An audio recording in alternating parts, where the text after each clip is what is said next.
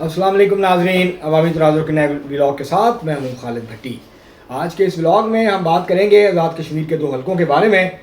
लेकिन आज 15 जुलाई है, एक्शन कमेटी ने लॉन्ग मार्च की कॉल दी हुई है, हुकूमत ने उसे रोकने का ऐलान किया हुआ है।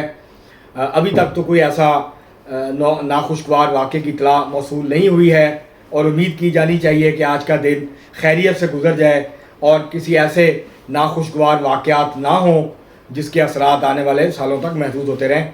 इसके ऊपर बाद में बात करेंगे। अभी हम जो है आज 2 हलकों के हवाले से बात करेंगे।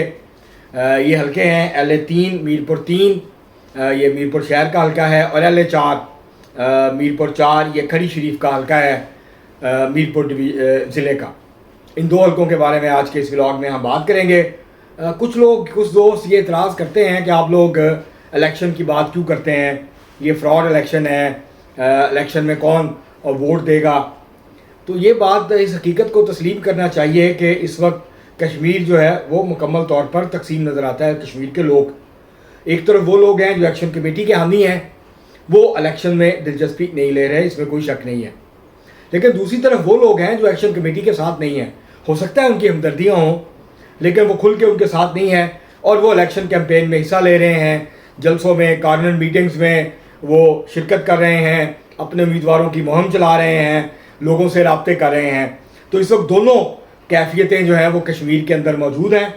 एक्शन कमेटी के हामी भी मौजूद हैं, PTI के हामी भी मौजूद हैं जो कि इलेक्शन के बाइकआउट की बात कर रहे हैं, जो इलेक्शन से लाताल्लुकी की बात कर रहे हैं और इसको एक फ्रॉड इलेक्शन जो है वो करार दे रहे हैं।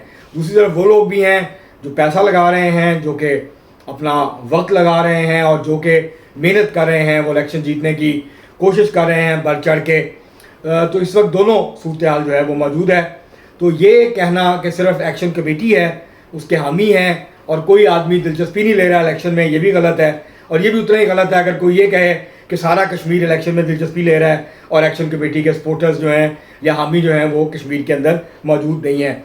तो ये दोनों कैफियत इस वक्त मौजूद हैं, पोलराइजेशन है जो कि कश्मीर के अंदर जो है वो मौजूद है। और इसलिए हम दोनों कैफियत के ऊपर बात कर रहे हैं। हम इलेक्शन की बात भी कर रहे हैं और जो लोग इलेक्शन में हिस्सा नहीं ले रहे उनकी बात भी जो है वो हम कर रहे हैं। तो हम आज बात करेंगे सबसे पहले LA3 मीरपुर 3 की। इस हल्के के बारे में हम आपको तारीख बता चुके हैं। यहाँ पर यह हल्का बैरिस्टर सुल्तान महमूद चौधरी साहब का हल्का रहा।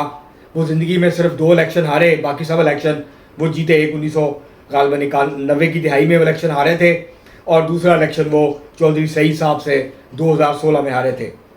ये उनका बड़ा मजबूत हल्का था। ये मीरपुर शहर और इर्द गिर्द के मुज़ाफ़ात के ऊपर मुश्तमिल हल्का है। यहाँ पर इस वक्त जो है उनके साहबजादे चौधरी यासिर सुल्तान वो पाकिस्तान पीपल्स पार्टी में शामिल हो चुके हैं। पिछली दफ़ा बैरिस्टर सुल्तान महमूद चौधरी ने PTI के टिकट पे इलेक्शन लड़ा था।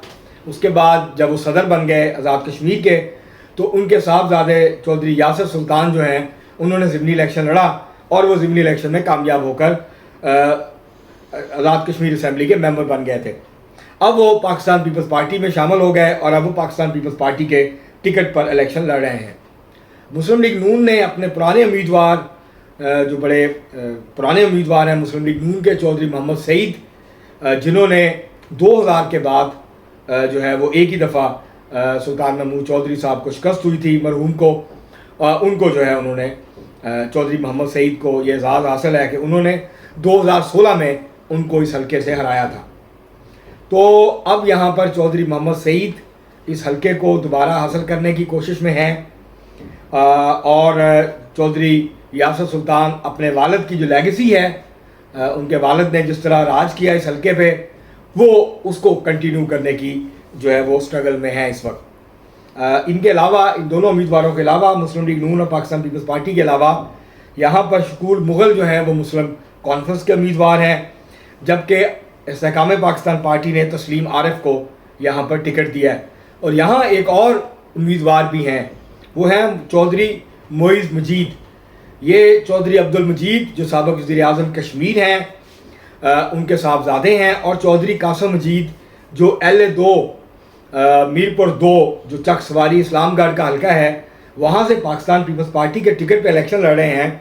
वो यहाँ आज़ाद उम्मीदवार की हैसियत से खड़े हुए हैं اور وہ یہاں پر اگر وہ کوئی 5-7 ہزار ووٹ لے گئے تو وہ یقیناً چودھری یاسر سلطان کے لیے مشکلات پیدا کر دیں گے، اور وہ بھرپور طریقے سے اپنی الیکشن کیمپین چلا رہے ہیں، اور وہ کیونکہ یہ جو امیدوار ہیں جو یہاں چاروں الیکشن لڑ رہے ہیں، وہ مسلم لیگ نون کے ہوں، وہ پاکستان پیپلز پارٹی کے ہوں، وہ مسلم کانفرنس کے ہوں، وہ استحکام پاکستان پارٹی کے ہوں، تو یہ وہ کینڈیڈیٹس ہیں جو کہ ایکشن کمیٹی کے خلاف ہیں۔ لیکن چودھری معیز جو ہیں مجید، وہ ایکشن کمیٹی کی مخالفت نہیں کر رہے ہیں، وہ ان کے مطالبات کی حمایت کرتے نظر آتے ہیں مختلف جگہوں کے اوپر۔ ان کے طریقہ کار سے وہ ہو سکتا ہے اختلاف کرتے ہوں، لیکن جو ان کے مطالبات ہیں اس کی حمایت کرتے وہ نظر آتے ہیں۔ تو ان کی کوشش ہے کہ وہ لوگ جو کہ ہمدردی رکھتے ہیں جوائنٹ ایکشن کمیٹی سے، ان کے جو ووٹ ہیں، ان کی جو ہمدردی ہے وہ حاصل کی جائے، اور ان کو پولنگ اسٹیشن تک لایا جائے 27 جولائی کو۔ تو اب دیکھتے ہیں کہ ان کو کتنے ووٹ یہاں سے ملتے ہیں۔ وہ بھرپور اپنی الیکشن کیمپین چلا رہے ہیں، اور وہ لوگوں کے حقوق کے حوالے سے بات کر رہے ہیں، آزاد امیدوار ہیں۔ ان کو پاکستان پیپلز پارٹی نے ظاہر ہے، کیونکہ اگر چودھری یاسر سلطان نہ آتے پاکستان پیپلز پارٹی میں تو اس بات کے امکانات تھے کہ پاکستان پیپلز پارٹی چودھری معیز مجید کو ٹکٹ دے دیتی، لیکن اب کیونکہ وہاں چودھری یاسر سلطان آ گئے، اور ظاہر ہے وہ اسی شرط پہ آئے تھے کہ ان کو پاکستان پیپلز پارٹی کا ٹکٹ دیا جائے گا، تو اب یہاں پر ان تینوں کے درمیان ایک دلچسپ مقابلہ ہونے کی توقع ہے۔ اس وقت جو ہے بہت کانٹے دار مقابلہ ہے، کچھ کہنا بہت مشکل ہے کہ اس وقت کون آگے ہے کون پیچھے ہے، لیکن جو چودھری معیز مجید کی کیمپین ہے اس کو دیکھ کے لگتا ہے کہ شاید ان کے زیادہ ووٹ چودھری محمد سعید جو ہیں ان کے حق میں جائیں، لیکن ابھی اس وقت پریڈکشن کرنا بہت مشکل ہے کہ یہاں پر کون سا امیدوار کامیابی حاصل کر سکتا ہے۔ اگر ہم بات کریں LA-4 میرپور 4، یہ کھڑی شریف کا حلقہ ہے اس کی، تو یہاں پر مسلم لیگ نون کے چودھری رخسار احمد ہیں جو 2016 میں MLA تھے، اس سے پہلے بھی MLA رہے۔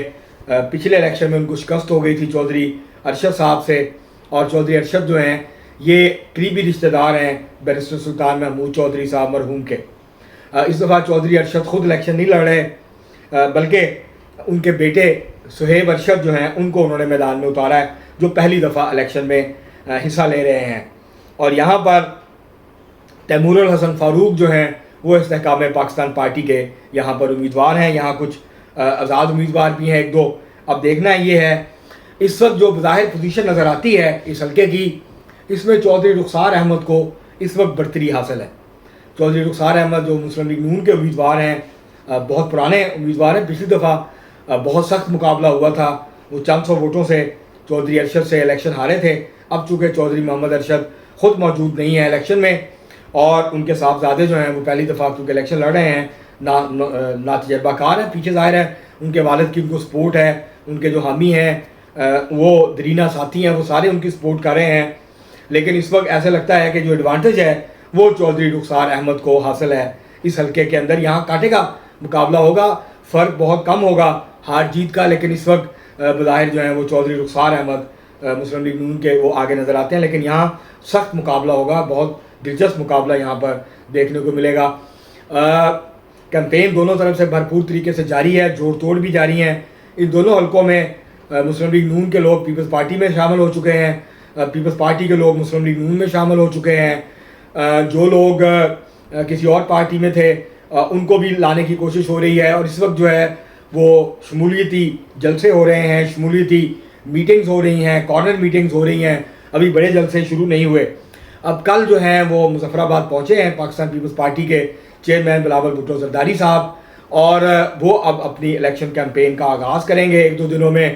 کل انہوں نے ٹکٹ ہولڈرز جو اس وقت سٹنگ منسٹرز ہیں، پرائم منسٹر ہیں، پیپلز پارٹی سے تعلق رکھنے والے کشمیر کے اور اہم رہنما ہیں، ان سے انہوں نے کل ملاقات کی ہے، اور اب وہ وہاں پہ انہوں نے کہا کہ جب تک الیکشن نہیں ہو جاتا وہ کشمیر میں رہیں گے۔ انہوں نے ایکشن کمیٹی سے اپیل بھی کی ہے کہ وہ احتجاج ختم کر دیں، لانگ مارچ ختم کر دیں، اور بات چیت کے ذریعے سے مسائل کو حل کرنے کی کوشش کریں۔ ان کی غالباً یہ بھی اطلاعات ہیں کہ مولانا فضل الرحمان صاحب سے بھی اس حوالے سے بات چیت ہوئی ہے، اور کشمیر کے حوالے سے دونوں نے ایک مشترکہ حکمت عملی اور موقف اختیار کرنے پہ اتفاق کیا ہے۔ آج تک کے لیے اتنا ہی، بہت شکریہ۔